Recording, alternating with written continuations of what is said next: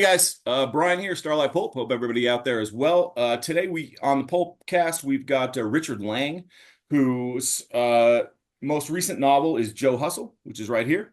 The one before that was Rovers, which is a vampire novel, and then so Richard, how you doing today, man? I'm good, man. Just I'm glad it's cooled down here, and it was hell for a while, but it's getting better. Yeah, it really has cooled down. It was in the hundreds there for quite a bit of Yeah, it summer. was like last week or a week and a half ago. It was I went out to the car, and that thermometer doesn't read correctly, but it was 120 when I got in the car, and then our power went out for 3 days. Oof. So we had no air conditioning, nothing, and I was basically living in the front yard during that period. But it's gotten a lot better now. Yeah, absolutely. Absolutely. Up where I'm in the mountains right now and it's down in I want to say the 60s. So, Yeah, I yeah. I saw it was snowing up at Tioga Pass in Yosemite now already, so it's Yeah. getting there. Big swings. Yeah. Yeah. So talk to me about Joe Hustle. This is just came out recently and give me a synopsis of the no I mean I hate to do it, but since we're both Angelinos, let's do the elevator pitch, you know? Uh Yeah, and I had a better elevator pitch on Rovers. It was Dracula meets Of Mice and Men, and that was a good one. This one I didn't I never came up quite with a succinct description, but I always said it was like a Cassavetes, sort of a Cassavetes film, written, it's a what it is basically is a I guess you'd call it a love story, a romance in part. It's a lot of things, but that's one of the things it is. Between a ne'er do well, uh, probably alcoholic, probably a little bit of a drug addict, uh, jack of all trades. He works as a bartender. He's a house painter. He's turning 40. He's a Gulf War vet. He's an ex-con. He served time for stealing a car and driving it down the freeway, like you see all the time on TV here.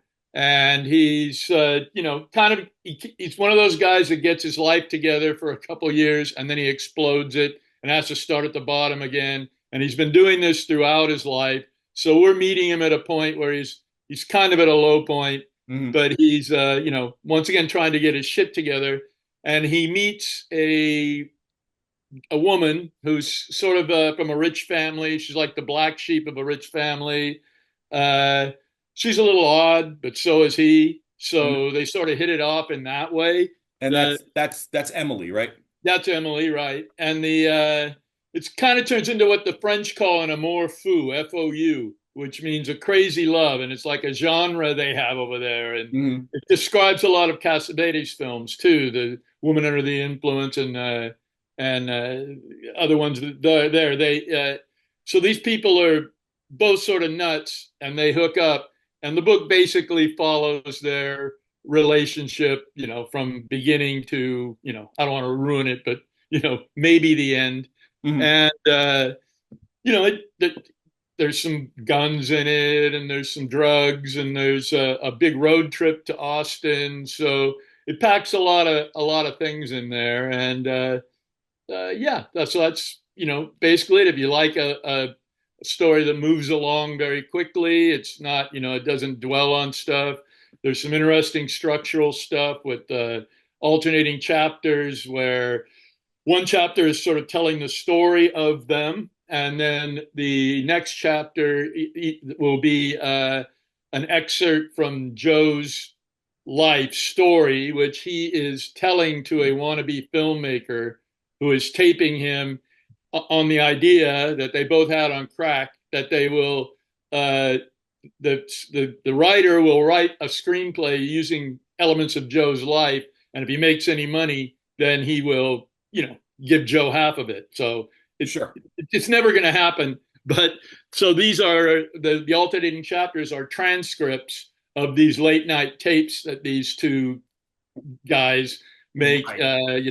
with that in mind. And they sort of fill in the backstory and the psychological story of Joe. For me as a writer, it was a way to, I hate writing backstory. Okay. I just want to go forward with what's happening.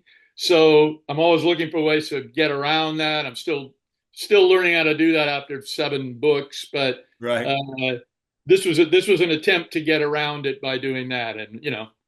I think it worked pretty well. Yeah, I noticed that at the end of chapters there would be a transcript. It would have a date and a time, and then it's a generally a brief passage, right, Hmm. of a conversation.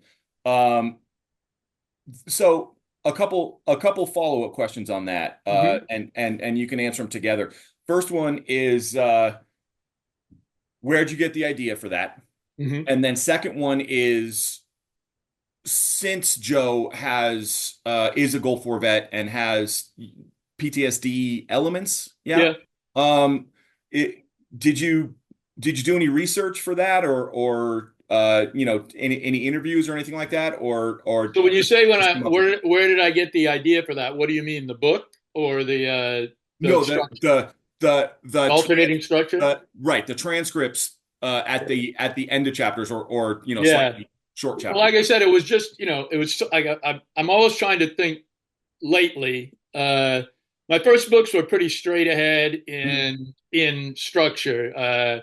Angel Baby, The Smack, they're pretty straightforward, and This Wicked World, they're pretty straightforward crime genre novels. I try to elevate them a little.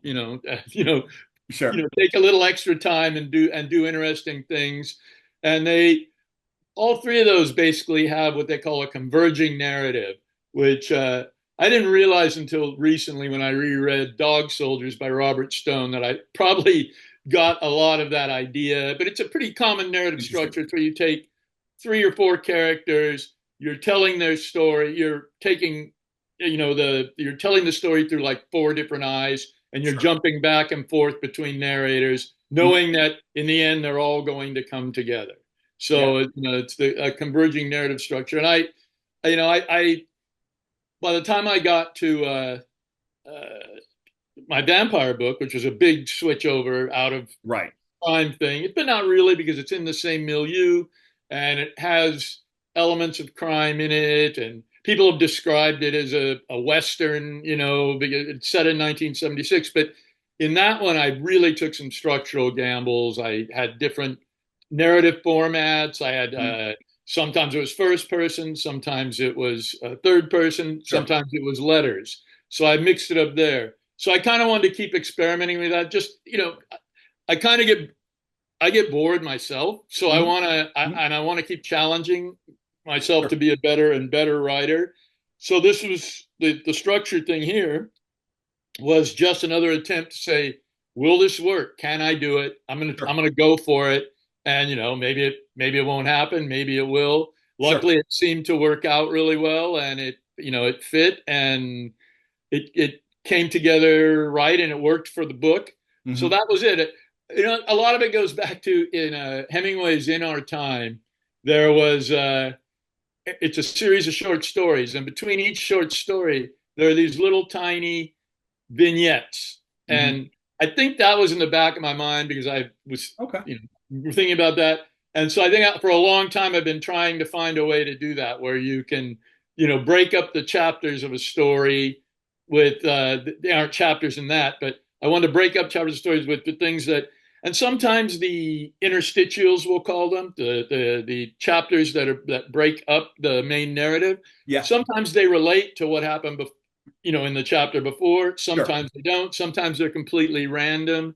But it's just trying to give a full picture of the character of Joe Hustle without having to explain all of that in the Of course. course of Yeah. I wanted to keep the story moving over here and then do the psychological over here. Sure. So I could to see if that would work, and it did. So Yeah. as far as that seems like all my books have vets. I'm not a veteran. I've never been anywhere near my dad was a veteran, but um, it just seems that the people I write about, that a lot of them would have been in the military, and Hmm. that would have been the path they would have taken. They weren't going to college like me, or Sure.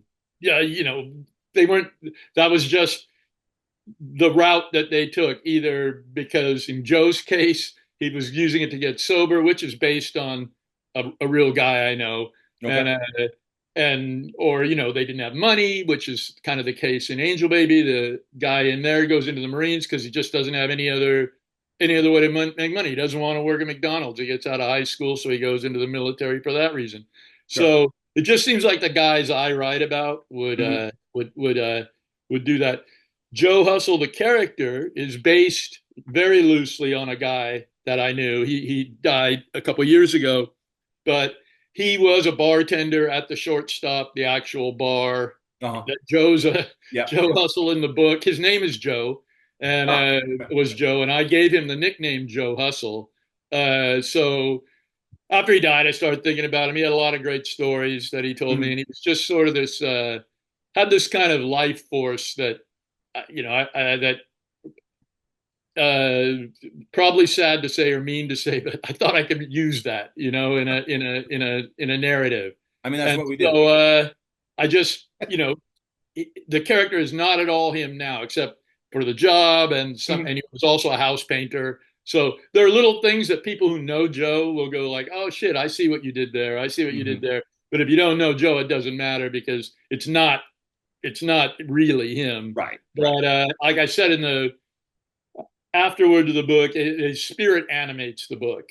So there's a lot, but there's a lot of other guys I've known in there, like the guy I know who went into the Navy to stop being an alcoholic and drug addict, and Hmm. so there's I steal stories wherever I can get them and Of just course. mash them up and use them. Yeah, absolutely. I liked also what you said there about the kind of the shifting narratives. A lot of writers do that, and it's always fun to shift perspectives like that. Like, for example, in a lot of James Lee Burke's work, Mhm. like the Dave Robichaux books, anytime he's talking about Dave, it's first person. But then anytime he's talking about something happening in New Orleans or Cleat or something like that, then all of a sudden it shifts to third person, and Yeah. it'll shift consistently throughout the book. And as a writer, I find that it's a lot of fun to shift things like that. I don't know how much readers like it one or the other, but Yeah, I even in the older books, it's like, well, there's too many some people, but fuck them. You go and you like look at their good, these guys give you a 1-star review on Goodreads, and they got like the Giving Tree in their favorite books and Mhm. Dr. Seuss, and I'm like, this guy's just, it's not for him, or her, or Exactly, whoever's giving exactly. me the shitty review, and at least that's how I deal with those shitty reviews. Yeah, I just no, read their favorite books and go, hey, yeah, that's fuck yeah, him. yeah, yeah. You look at that and you go, well, you should have never read this to begin with. Exactly. What made you read this book? Yeah, exactly, exactly. Well, it's weird with Joe Hustle. In the New York, I've been getting these reviews, on Goodreads and other places, Amazon, that because the New York Times reviewed it, but they put it in a thing under a head that said four great fictional detectives or something. So Mm, the other three were detective novels, and then there was Joe Hustle. right. So some people went out and bought it on, I don't know, the basis of the headline, or they didn't read the review because the review didn't try to present him as a I think they were just figuring a way to get the book in there. To And pigeonhole, so yeah. now I get like 2-star review, like, well, I bought it from the New York Times. It wasn't a detective novel, like Right, false advertising. And it's like, right, right. I didn't have anything to do with that. How was the book? Exactly. You know? Yeah, that's on the New York Times. That's not on me, the Yeah. writer, right? I mean, yeah. And there are those people, right? That there's actually a lot of them out there, Richard, in terms of readers that who they just read one thing, like they read romance, Oh, yeah. read detective fiction, or they Yeah. so if you find yourself in that position where it gets thrown into this, they pigeonhole it in that way. Uh, you don't have to answer for it personally, but it may Oh, impact the yeah, book. believe me, man, I've had trouble throughout my career because my first book was a book of literary short stories, where I kind of, Dead Boys, I kind of used hard boiled language, that, Sure. and so some people started saying it was crime, which it was never. It's not a crime book. The stories is there is a story about a bank robbery, Uh-huh. and there are a few guns and things like that. But in no way are they crime stories. But I think it was because of the hard-boiled language that people just kind of took it as a crime. Used that as an easy. People are always looking for an easy way to describe something. So Sure. they those books. Then the next thing I did was a straight up crime novel, probably my most straight up crime novel, This Wicked World.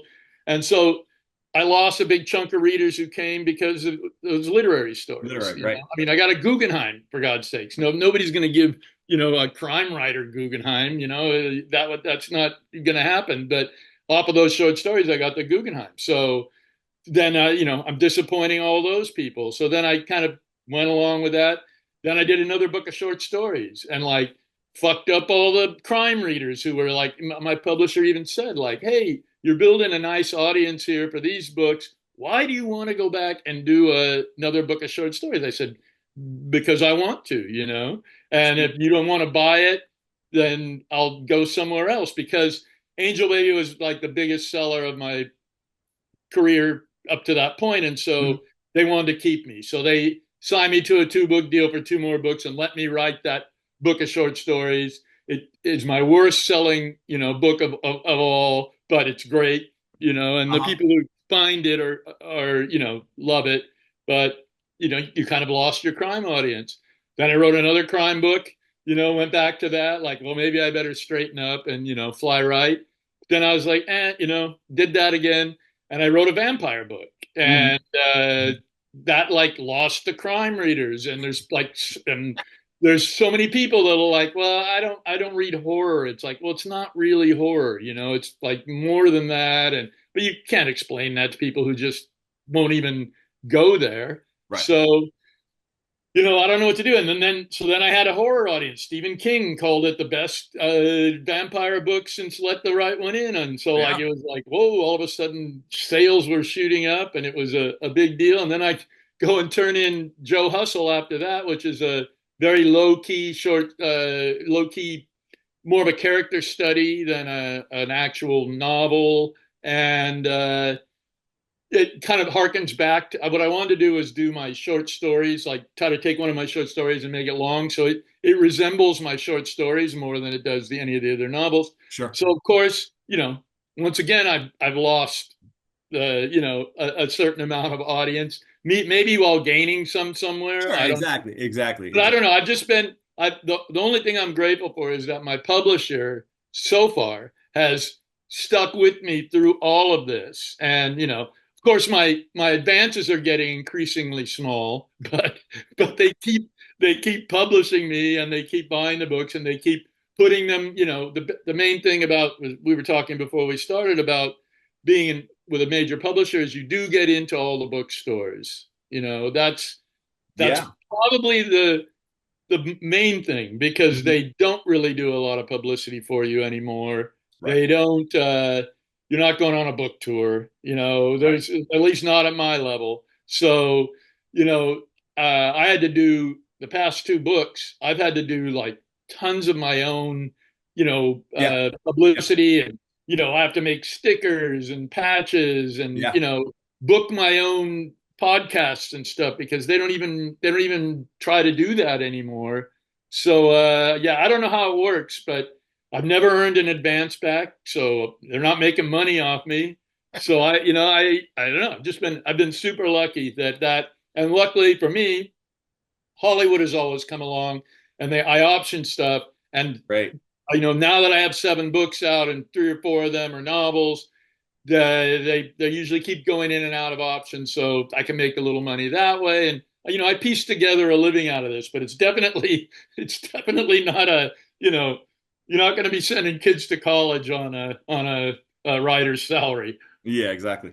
Well, I mean, a lot of the writers that I've always enjoyed are people that kind of skip genres, Mhm. and even I mean, look, even a guy like King, right? I mean, Stephen King, who generally is regarded as certainly the biggest horror writer that we've ever had. A Right, lot of his best or biggest stories, things like Stand By Me, Shawshank Redemption, things like that, those aren't horror at all. I mean, right. they're completely different. And he Uh-huh. writes recently he's written some crime stuff too. Right. So some of it through Hardcase, but I mean, things like Billy Summers that he put out recently, and then even Joyland, which wasn't horror. So and a guy like Jim Harrison, right, who was not only a poet, Hmm. but he wrote westerns and he wrote literary fiction and he wrote, Right. he was all over the place.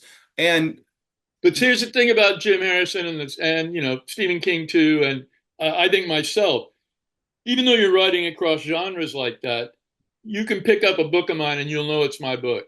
It's just mhm, because of I have a language, I've developed a style and a mhm, language and an approach to the work that I feel sets me apart and, makes it distinctive where you're not really reading for because as I always say, I don't give a shit about plot. So, mhm, you're definitely not going to read me for plot because they're very simple most of the time because I just don't care about it. I'm much more interested in characters and setting and mhm. the actual writing, the sentence structure. That I spend Yep. a lot of time on the actual writing of the books. Yep. So, that's what you would be coming to the book for, not because you're a crime reader and this is a great crime novel, because I'm not a great crime novelist. I'm that's just not. I'm not a horror novelist. I'm a novelist, and so Mhm. you'd be going. It's like Robert Stone. He wrote all over, kind of all different kinds of books, but you knew it was a Robert Stone book when you picked it up. Mhm. So that's I don't know. That's my model. Yeah, yeah, yeah. No, I get that. You get that same impression from McCarthy too, because Right. McCarthy, as a prose stylist, he was all over the place too in terms of westerns and a lot of the early stuff, Outer Dark and that kind of thing. But the prose style is very similar throughout. I He mean, actually made a big change though between Suttree and oh yes, totally. Evening Sun Goes Down. What's it? Blood Meridian. Like Yes. he consciously went. You can see he went from being this Faulknerian guy Yep. to moving into the West and writing in this terse way. It got even more boiled down as he went Hmm. on into Hmm. the All the Pretty Horses and that. It Yep. got really boiled down into things. So, he's an interesting guy because he was writing. He could have just stuck doing what he was doing, but he was Absolutely. working. He was thinking. He wanted to get better. He wanted to change. And so throughout his career, he was evolving, which I think that's super important for a writer. Oh, I totally agree. And you're gonna lose part of your audience doing that because Yeah, you can't fucking think about an audience. exactly. That's No, you ridiculous. It's not. absolutely not. It's so minuscule that it doesn't even matter. You better be writing shit that you want to read, that Yep. you like, that excites you, Yep. that will keep you writing for, it takes me 2.5, 3 years to write a book that'll keep me going for 3 years on something. Absolutely. Absolutely. I'm like everybody else. I'd rather be doing, something else, Yeah. but this is what I do. And so, I have to keep myself interested. So Yep. by switching things up and Absolutely. messing around a little, you keep your mind interested. If you keep yourself interested, you're probably going to keep the reader interested too. I agree. I agree. And one of the things he said when they asked him why he didn't use quotation marks, Hmm. and there's a lot on this because Elroy hated it and blah blah Yeah. blah. But but he said because I want to make sure the reader is paying attention. It's And true. You have to take your time, and you you know, do. yeah, Oh, no question. and it's an extra step. I often feel that like because my style is smooth, that people read super fast through the books, which a Hmm. lot of people Hmm. do, and they miss a Sure. ton of stuff. Sure. Like all the good stuff I put in there, you're missing because people are just reading for plot, or I hate to say this, but worse yet, listening to them. Like Hmm. like these books are made for you to interact with the text on the page, and that's the paragraphs are designed. You know what I mean? Yeah. Like Yeah. there's a thing that you're missing when you listen to it. I mean, however you want to buy the book and do it. But I'm telling you that you're missing things in my books by not reading them.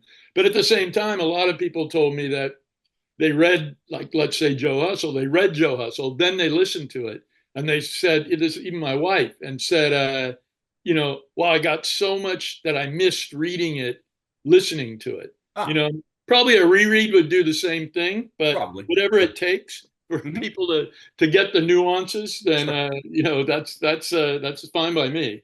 Yeah. Yeah, totally. So one thing you brought up there that I want to briefly talk about, just because as a publisher of pulp, it's something that I think sticks in a lot of our craws that do this. Um, you mentioned you got the Guggenheim, and you got the Guggenheim because, now don't get me wrong, because it was awesome, but also because it was literary fiction. Yeah, And something like, say, crime fiction or sci-fi or horror would never get that kind of accolade. And for the whole pigeonholing of genre fiction um is so frustrating yeah. because, Well, I mean, let's just be real though. Some of it deserves to be pigeonholed. The oh, for people who are sure. just doing the same old shit over and over and just, you know, gnawing at the bones of Chandler or whoever Sure. they're emulating, like, you know, I don't read that stuff. Mm. I want to read stuff that where people are taking risks and trying and doing different things if I'm going to read in that world.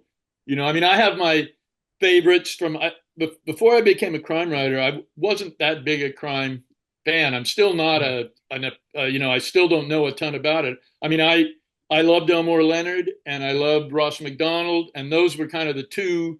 And I liked who's the guy that does Williford, Hoke Mosley. So those out of and Thompson. So those were like the Oh, Jim four Thompson. crime writers I'd read Mm. before I started writing crime. So that's about all I had in that to work on. So, and I wasn't trying to emulate any of them. I never wanted to write a detective story because I think they're kind of boring because it's just a series of interviews. A lot of them, it's just people Sometimes, yeah. going and talking in rooms, and then there'll be a little spurt of action, and then it's back to talking in rooms. And I can never follow the fucking mysteries. Like I'm just not. Like I'd have to write all that down. That'd be the only reason I'd want Kindle, so I could go put a character's name in and go, "What'd that guy do again in chapter 2? That now it's coming back." Like I'm, maybe the reason I don't like plot is because I'm not good at following plots. But yeah, I don't know. Out of those guys, they're getting pigeonholed. But there's some great. I mean, Elmore Leonard should be right up there with Mhm. any other great American writer. So should Ross McDonald. Should be right up there with now Chandler's there. Oh, He's now in the pantheon. They accept that he's great. But there are a lot of other writers that are, I think, better, and that should be up in that literary pantheon. And you just don't get it. Like I said, there's a prejudice against yeah. that stuff. No, there You is. know, Yeah. even though what they call literary fiction also has its own tropes, and it's Mhm. just it's a Absolutely. genre too. Mhm. It's just a genre that I don't I don't particularly like. That usually bores the shit out of me, and and Agreed. it's sometimes preachy. It's like Yeah. giving me Yeah. life lessons, and I don't want fucking life lessons. I Yeah. don't need you Yeah. know. I'm Eh, just it's not what I go to fiction for. Right. For as good as the Richard Fords and the Raymond Carvers are, Yeah, no, I'm not putting them. I mean, I love yeah. what For as they do. for as But I good mean, as Carver writers was they a are, huge influence on me. uh-huh. So Yeah, and for as talented as they are as writers, I don't need to hear about a marriage that's falling apart or the 40 plus English professor having his midlife crisis. That's so uninteresting to me. I yeah, I can't. mean, I'm sure there are people that could do it great and keep me.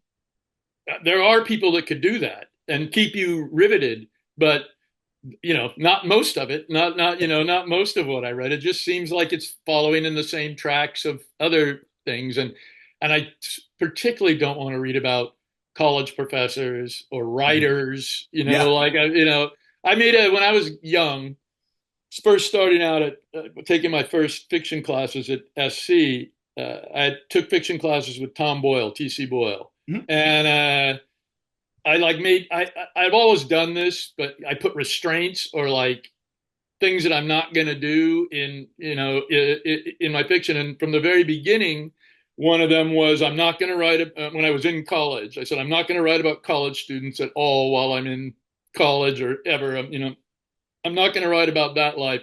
I'm going to write about something else. And the other thing that I always said was I'm not going to write he thought.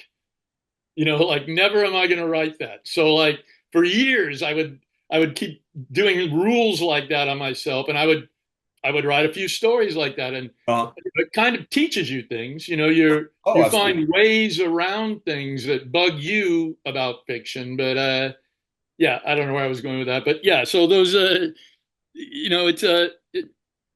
it's as far as literary genres getting pigeonholed as a genre writer, those terms are sales terms, as far as I'm concerned. Unless, like we say, it's just someone who is their only goal is to just write a really good detective book. Right. That's great, good on you.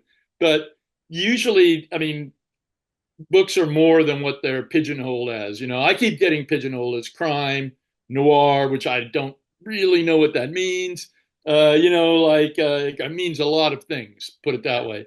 And but that's just so they can sell you. They have no, thing. And a person like me frustrates the shit out of them because there's just no way they can get a consistent line going. And it's messing up my career. I could stick with doing the same thing, but that's not why I became a writer. So Right, right. Oh, one thing you brought up there that I just want to second and also agree with, but also let people know who are going to watch this later. I'm with Richard completely on the whole mystery thing. I want you to know that. We publish Pulp here, and when you're on like the fifth or sixth plot twist in a mystery, I'm so lost. So, so I feel it's like confession time. exactly like you said with the Kindle, writing things down and what character did what. When I have to start getting into that territory, I just want to put the book down. I mean, I just so let's talk. So you moved to LA when you were 17. Yeah. Yeah, I was born in Oakland, and then I lived in the Central Valley of California, in Stockton, actually a town outside of Stockton called Manteca.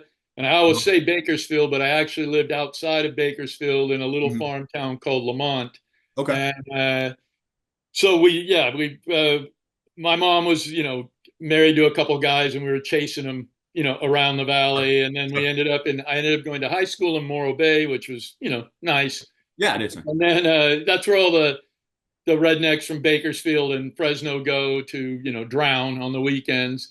And we when I always knew I wanted to live in a city. Like from a very young age, I was like, I'd see it on TV Mhm. and read about it. And, I was like, I want to go, I want to live in a city, and I want to live in a city. And I'd also developed an interest in film, which in Morro Bay in those days, there's no internet, there's no Yeah, of video. course. So you're only getting what's on TV and what comes to the local little theater. Sure. And this was at the time of Star Wars and Taxi, for me, like the great era of America, one of the great eras of American film, the Oh early yeah. to 70s, Yep. 70s. Yep. like things are really happening.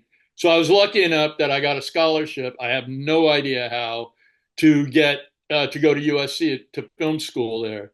And this was when the film school was very tiny, and it was before film school had become an industry like it is now. There's a Right. film Right. school everywhere, and there were only like two or three of them back then. Sure. And I got in somehow, and yeah, I moved there when I was 17, and it was a shocker, a life changer. But Sure.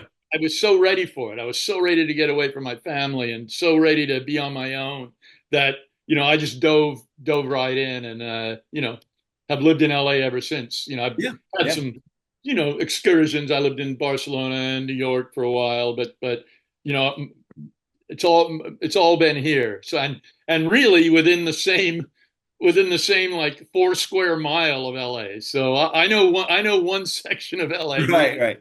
but put me in the valley and I'm lost. Right. Yeah. So I grew up in LA, and so for me it was, kind of like you. For me it was late 70s, 80s, 90s, where, there was a lot of formative years, right? Let's Mhm. just call them that.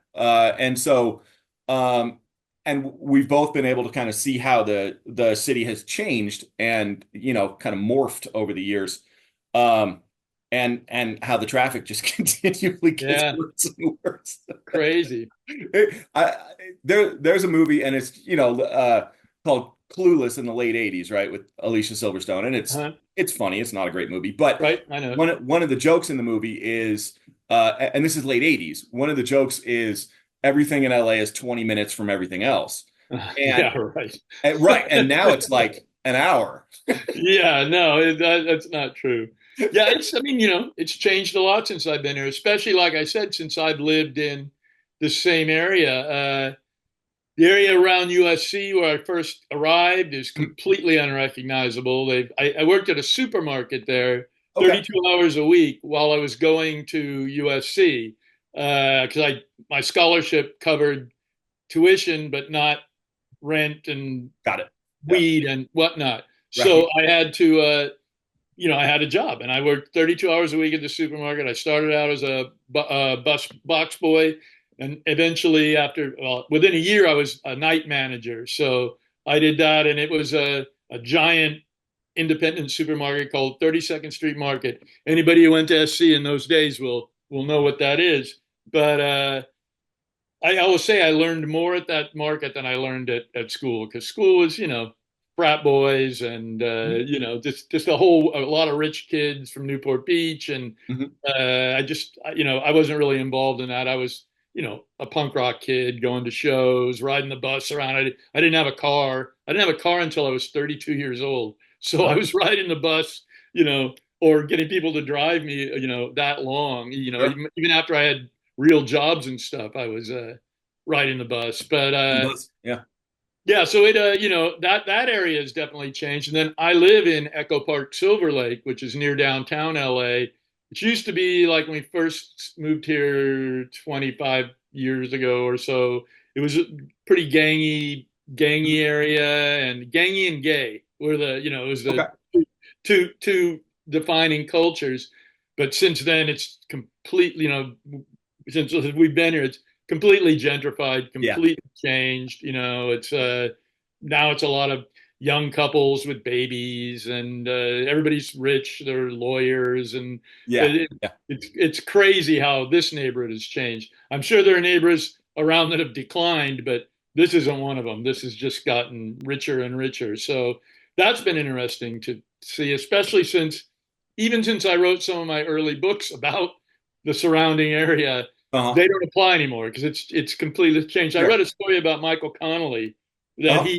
he wrote a book called Echo Park a number of years ago, maybe Yeah. Yeah. 10 Yeah. years Mhm. ago, and he wrote it Echo Park as he remembered it, Uh-huh. from probably 10 years before, because I don't know if he's lived in LA even since then, but he visited Echo Park after he'd written the book and said, "Holy shit, it's completely different." And he had to go back and rewrite his descriptions of Echo Park to match, the current one. 'Cause it changes fast. In five Yeah. years, Yeah. it's a completely different place. All new businesses, and Yeah. it goes through. But yeah, I know. But I still, there's something about LA that I mean, it's not as sleazy as it used to be. There No. used to be, bikini bars and dive bars and stuff, and I, you know, not that I, would spend as much time in them as I did back then, but I noticed they're gone. Like that world doesn't exist anymore. It's so that old kind of LA thing is there, but there's still things. There's still like, even though I live here in Echo Park, right over 2 miles away is MacArthur Park, which Mhm. is right now going through a really bad time. And I Okay. went over there there's a famous deli called Langer's, and I went over there to eat the other day. But I go there occasionally, maybe twice a year, and wow, like that, the homeless disappeared from our neighborhood. It was super bad during COVID. They took over. They let them stay in Echo Park because of COVID. They didn't want to, move people. And so, but after the COVID thing died down, they cleared out the park, and I was wondering, like, where all those people go. I think they all just moved to MacArthur Park. So the problem is just getting compressed Sure. into smaller and smaller areas. Yeah. So it's like miserable over there. It's, fentanyl, Yeah. Yeah. zombies, and it's Yeah. it's There's everything. Go ahead. there's a ton of homeless too in Culver City and Venice, Hmm. that they just don't know what to do with, and it's the trippiest thing. Like you go to Venice and there'll be homeless encampments and tarps with surfboards. Yeah. Oh, yeah. No, it's you just, I mean, you don't even notice it after a while. Yeah. And I remember back in the day here, it was downtown. There was. It's always been down there. Yeah. Around Always. Skid Always. Row, and then people Mhm. were living in boxes even back in Yeah. 80, 81 when I Yeah. was here. That was always a thing. The thing that happened is it started moving out and expanding to everywhere, like everywhere you went. So you just got very used to walking past a tent, on the way to wherever you're going. And which is weird. I just got back from Denver, and Yeah. I saw that. I walked around Denver, and I'm like, Jesus, something's different here. It's like, oh yeah, there's not a. That's my wife. Hold on. There's not a lot of tents around and stuff. I mean, I'm sure they have their own problem, and maybe I just wasn't in those neighborhoods, but yeah, that's definitely something that's changed in the city. But it's a big city. I don't know. I don't know how you're going to avoid that. Yeah, no, it's true. And you mentioned the Echo Park book. It's funny because I think probably the two biggest, or I don't know about best, but certainly biggest, most well-known chroniclers of Los Angeles and the changing neighborhoods over time have probably been Elroy for sure and Connolly to some degree. Mhm. Both crime writers, obviously, but Mhm. they're both just core Angelinos, and Yeah. really know the history. So it's Yeah, well, Elroy definitely is, I think everybody acknowledges him as the master of the 50s, mhm. 40s, 50s, 60s, Yeah, definitely. yeah, Uh, definitely. Connolly, I'm not so sure. I haven't read that much of him, but I find that crime writers in general, uh, they tend to have a more realistic view of the world than other people. So you get the dark stuff, you get the changes, and they're good chroniclers of that stuff, which is sometimes gets ignored. I don't know if it's intentional or by other kinds of fiction.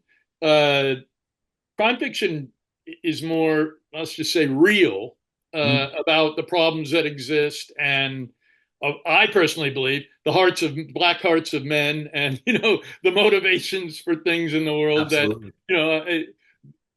I might not be a great crime reader, but when I read a lot of crime fiction, I recognize real people and real motivations that's Mhm. not being candy coated or Yeah. sugar coated or and it's not trying to give me affirmations. It's not trying to make me say, "Hey, everything's not so bad," because everything sucks. Yeah. Yeah. And it always has. It's not. Oh, I don't want to absolutely. be the old man who's like, "Yeah, it was better," but it's always sucked. But crime fiction deals with the suckiness on a much more realistic level than sometimes other sorts of fiction do. 100%. So talk to me then about, so you go to SC to study film, and Yeah, then here you are a decade later and you've transitioned into a writer. How did took that longer than a decade, buddy. Okay. Longer Okay. than a decade. I at SC, when I got there, I didn't know anything about film. I Mm. liked movies, Yeah. and I got there and I realized, holy shit, you have to work with other people and like on a set, and they can talk, they can criticize your writing and like tell you to change it, and I'm like, I don't want to, that doesn't interest me. Hmm. So Hmm. I started taking fiction writing classes with, like I said, with TC Boyle. And Yeah. so after a few of those, I sort of started figuring things out and figured out I was good at it. And Tom was very encouraging, said, you've Excellent. got it. You should keep doing this. He wanted to get me into grad school. And I was like, dude, I've been working, it took me 5 years to get through SC. So I'm like, I've been working at a supermarket, Mhm. eating top ramen and whatnot. And I got to get out and get a job or something to make some money. I can't keep living like this. I Sure. don't have a car. Right. So, Right. so I I got a high paying job at a bookstore, minimum wage. And Uh-huh. I had to ride the bus to Westwood every day. But someone came in and said, oh, there's a job at Larry Flint is hiring, the guy who publishes Hustler magazine. And he's hiring copy editors. Do you know how to copy edit? I go, yeah, sure. Sure. Lied, went in, passed the whatever test they gave me, and Uh-huh. got a job there. So finally, I had I think 20, 25 then. So I had a sit down job, which I loved, with a receptionist, and I could pay my bills. I could write that rent check every month and not have to just keep my money under a mattress.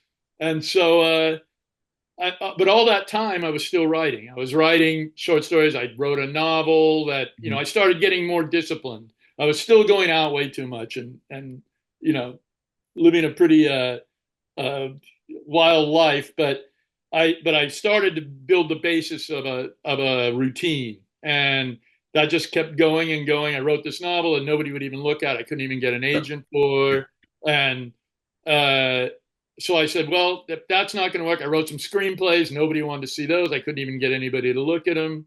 So I said, I'm just going to go back and do these short stories, do short stories because that's what I liked doing, Mhm. and Mhm. I'm gonna do that. So for years and years, I just wrote short stories. I worked at Flint. I was copy or managing editor of a heavy metal music magazine called Rip. I did that for 8 years. Then I worked at uh,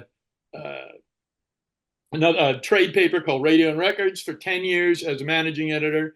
The thing about a managing editor was I didn't write on my job.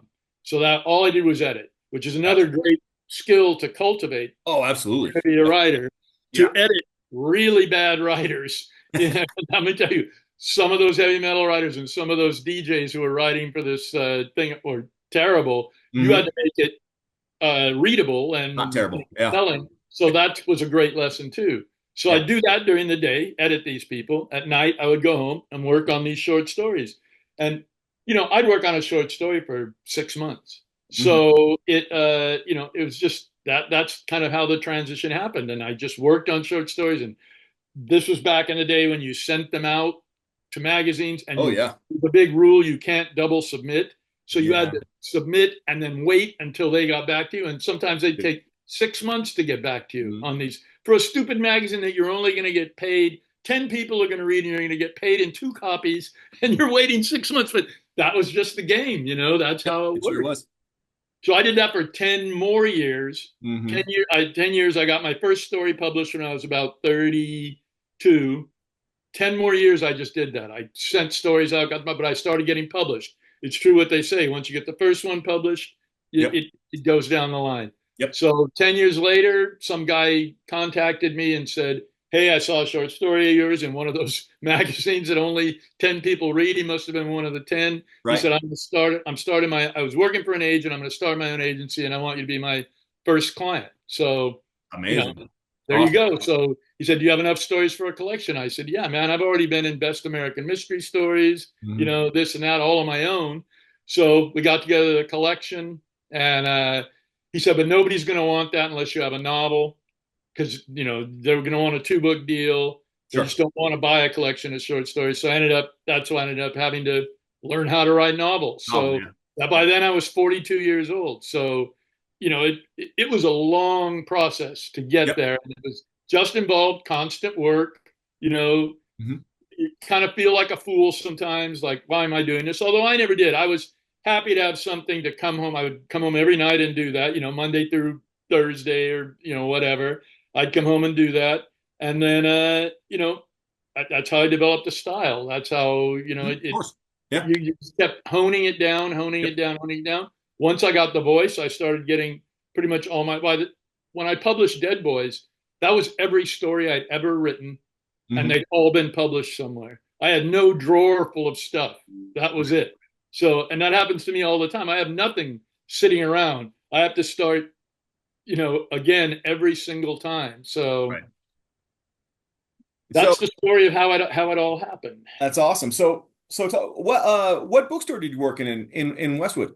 It was called Hunters, Okay. and it was you probably gone before you were there, but it was a giant, big. Big bookstore. Yeah. Probably not. So my dad was a huge book lover. He was an artist, a Uh-huh. contemporary artist. But we would go to bookstores and I would go with him into Westwood even when I was a kid. And Uh-huh. we would just, I mean, I'd have like 2 hours to kill in a bookstore while he's in the philosophy section and shit. Yeah, So well, I was probably working there. yeah, You I were a was little probably kid. You I were a was kid, probably and I was in there, hanging yeah. out behind the counter trying to pick up UCLA co-eds. And you were probably yelling at me to stop touching all the books. What's funny is I met Elroy there because Ah, the guy, our manager, had met Elroy back in Elroy's Super Wild days. uh-huh. And like when he was I think he was still a caddy when I met him, but they got sober together, around the same Okay. time. So they were buddies, and he came in the store one day and he said, "Hey, this is Jim, my buddy," and I think he hadn't even published any of the LA books yet. It was all those Mhm. cop books, Yeah. Blood on the Moon and stuff LA like that. Confidential and all. Those were his new books then, but Yeah. shortly after that, he definitely exploded. But Right. I was just like, oh wow, real writer. I was impressed by that. Right. Totally. All right, man. We're gonna shut this down just a sec. Stay with me after we stop the recording. So first off, this has been Richard Lange. This is his new book, uh, Joe Hustle. All right. Um, Pick yourself up a copy. It is an outstanding read as Richard's always are. And then this is our new book. It's just coming out here in a couple of weeks, called American Muse, Starlight Pulp Novellas Volume 1. It has two pretty dark westerns in here and two crime stories by Manny Torres, Alex Lusar, Jean-Paul Garnier, and myself. So Starlight Pulp, Richard Lange, been a blast, man. Hang out with Thanks me. for having me. Yeah, absolutely. Hang out for a sec. See you guys.